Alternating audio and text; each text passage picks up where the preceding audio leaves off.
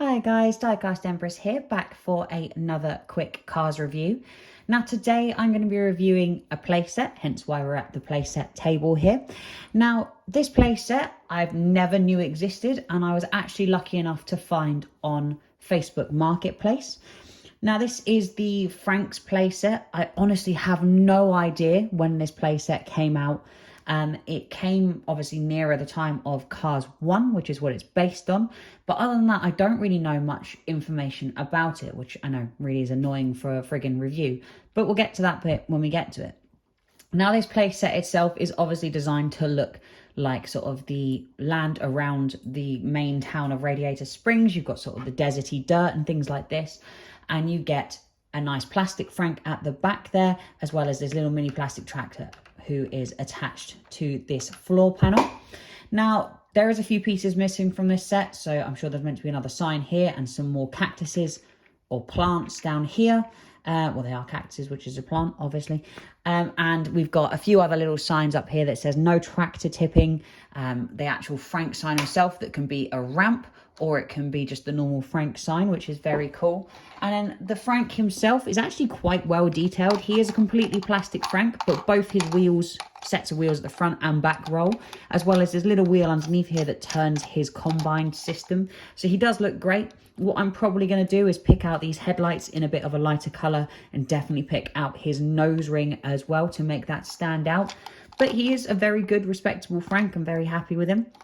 Now, unfortunately, the Frank himself, this back piece does not turn. It is solid in there, so you cannot turn that to make that more streamlined. But as you can see from underneath, he was copyrighted in 2014 and is made in China. I do love him. I think he's great. I've never actually owned a Frank, so the fact that I've now got a Frank and I got him in a playset. I got two playsets off the same seller on Facebook Marketplace, and it cost me £30 for this one and the other playset, which is a Smokey's Garage. So I'm really, really glad to have both of those. Now, in terms of this set itself, the McQueen I'm going to be using is Cars 1 McQueen, but for all intents and purposes, this McQueen was the 2021 release with the made to sort of tow hook holes. And basically the premise is what you do is you give it a good old thwack, send McQueen up and round, and chaos ensues. So what we should do is we shall give this a good old go and see what happens. So let's find out, shall we?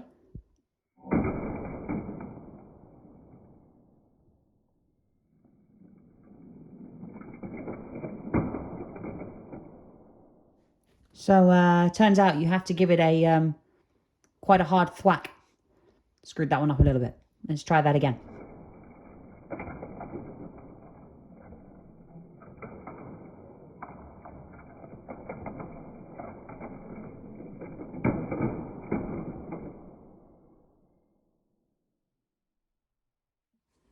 McQueen made a proper loop. I think, in theory, you're meant to hit this bit hard enough that something happens. So what we're going to do is we're going to try again and see if we can get it to work a little better.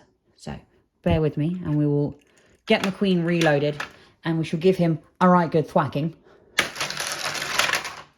There we go. He did the thing. McQueen escaped Frank. I think we need to see that again from a different angle and possibly even some sexy slow motion. So bear with me.